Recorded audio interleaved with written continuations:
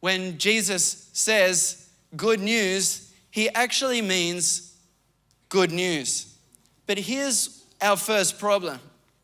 We often turn good news into good advice. And so when we try to share the gospel and all this good news, it ends up sounding a bit like this. Hey, if we could get Jesus involved in your situation here, I reckon he'd be able to help you out a bit. You know, if we could get rid of that sin in your life, I reckon you'd be able to get a ticket to heaven.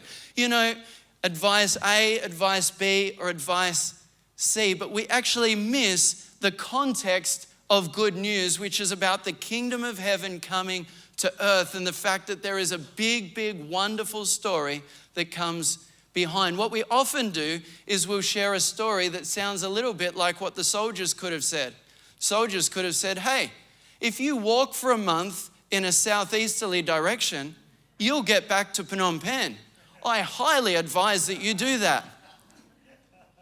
Well, how can you do that when you don't know that anything's changed? How can you head back when you don't know that everything has been won? The whole military victory, it's all sorted. You're free now. You can go home.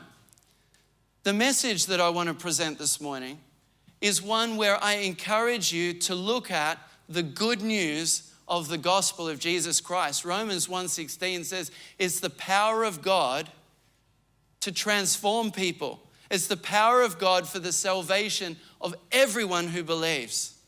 But we've actually got to know that that's good news that comes in a context. It's part of a bigger story.